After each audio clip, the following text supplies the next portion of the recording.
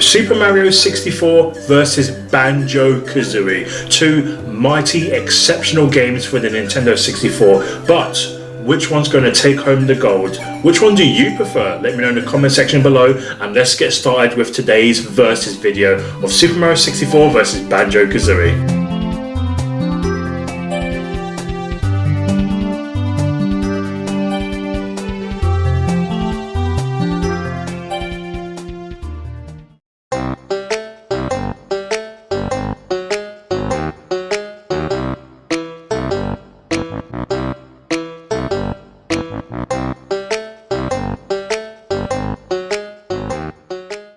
Alright, first up, let's talk about the graphics.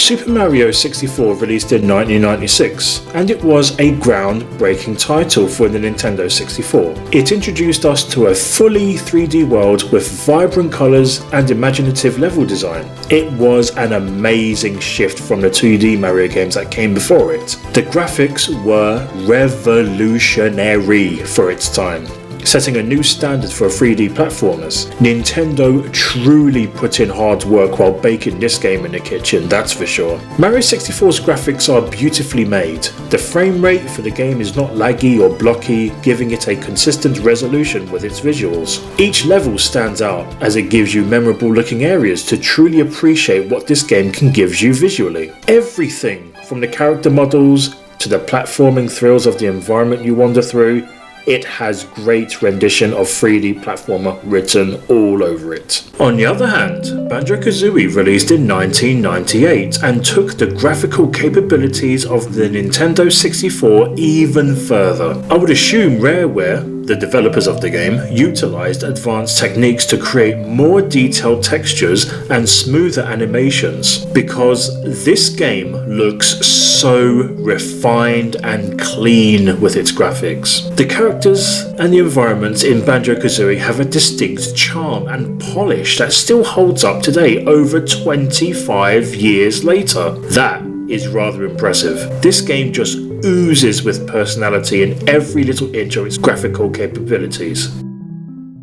While both games have their unique visual styles, Banjo Kazooie edges out with its refined graphics and attention to detail for me. But let's not forget the nostalgia and innovation that Super Mario 64 brought to the table, of course. But when all is said and done, in the graphics department, Banjo Kazooie edges out for me. Point, Banjo Kazooie. Next, let's talk about the gameplay. Super Mario 64 introduced us to the concept of open world exploration in a platformer. At least that's what I got from my experience. The game is filled with diverse levels, each with multiple objectives and secrets to uncover. Mario's moveset, including the triple jump and wall kick among others, that added depth and variety to the gameplay. It was so much fun, from punching and kicking the enemies that ranged from exploding bob-ombs to charging Goombas. Mario 64's objectives is to collect stars from each painting you jump through and build up enough to progress through different areas of the castle. Doing so, you are introduced to various ways of playing the game, which will mostly feature the Italian stallion running and timing your jumps with accurate precision. Long jumping, climbing up poles, it has the lot, including using your bum a lot. Banjo Kazooie, however, took the collectathon formula to new heights. The game is packed with items to collect, from musical notes to jiggies, with other collectibles in between, such as red and gold feathers, each serving a purpose in progressing through the game. The dynamic duo, Banjo and Kazooie, have a wide range of abilities that keep the gameplay fresh and engaging. Everything from the standard claw attack, which hardly anybody used, I imagine, but it's there for close call combat, the shoulder barge and the peck attack, which is probably the most used attack in the game, spitting out eggs and shooting them out from the bum, not to mention a dive bomb attack for flying, and the backpack slam.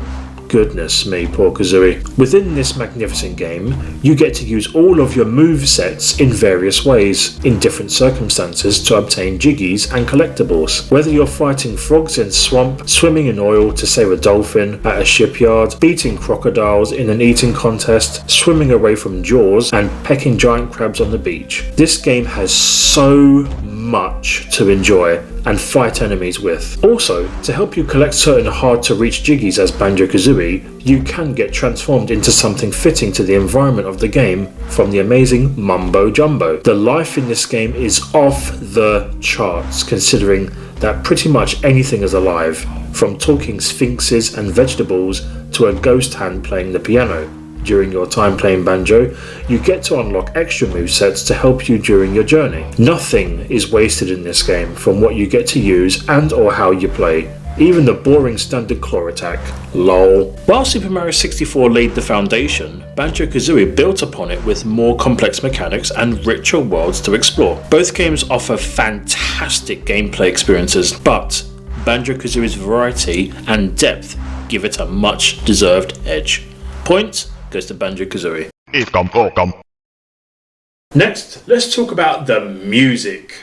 The music is lively and catchy, with each level having its own unique theme that enhances the gameplay experience.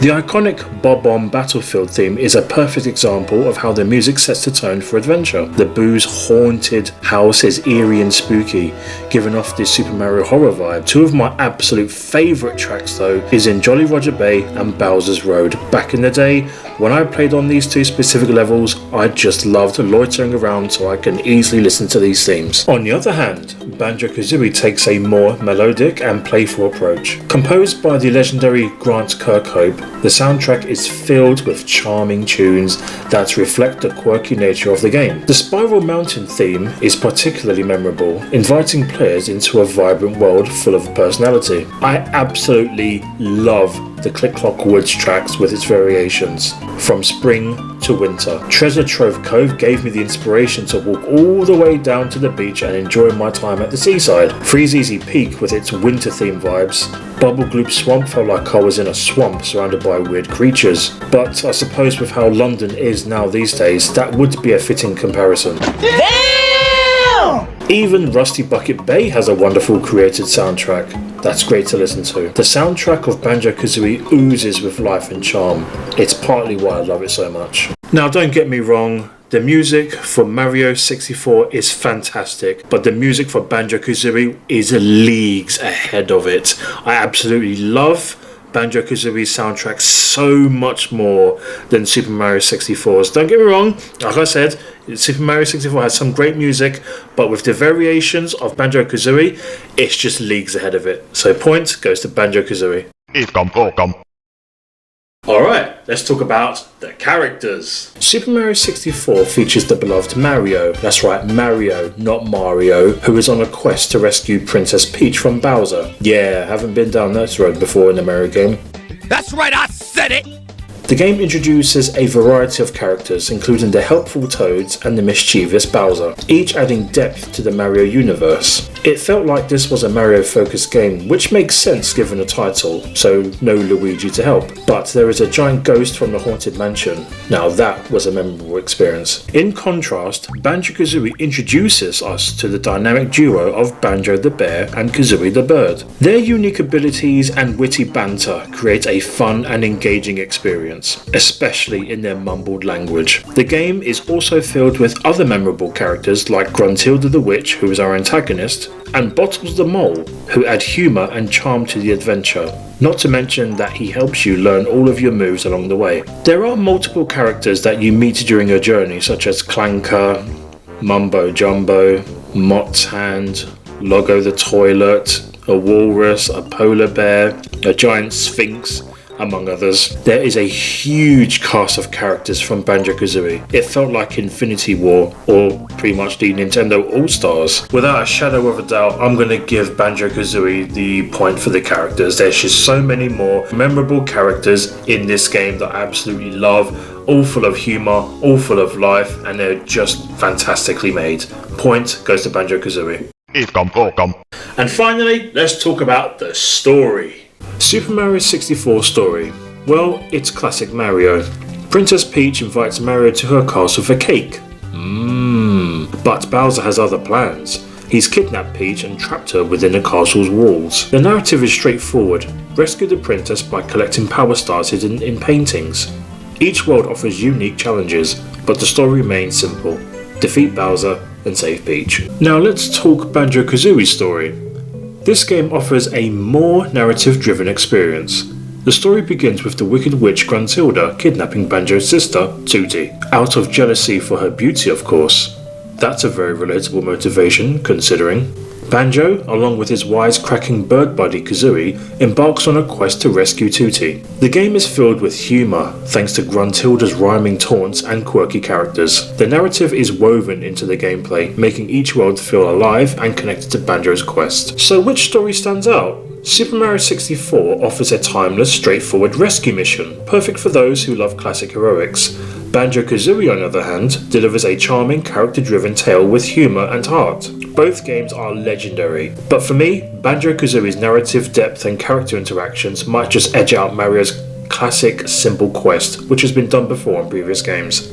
Point goes to Banjo Kazooie. I cannot thank you enough, fellow gaming minions, for making it this far into the video. Thank you very much for completing this amazing watch of Super Mario 64 versus Banjo Kazooie for the Nintendo 64. Two legendary video games that brought so much, not only to their genre, but to gaming in as a whole. I feel truly blessed to have grown up in the 90s, for being a 90s baby, for playing these amazing video games that were part of my childhood. You know, they're both fantastic and unique in their own way, but one game must win.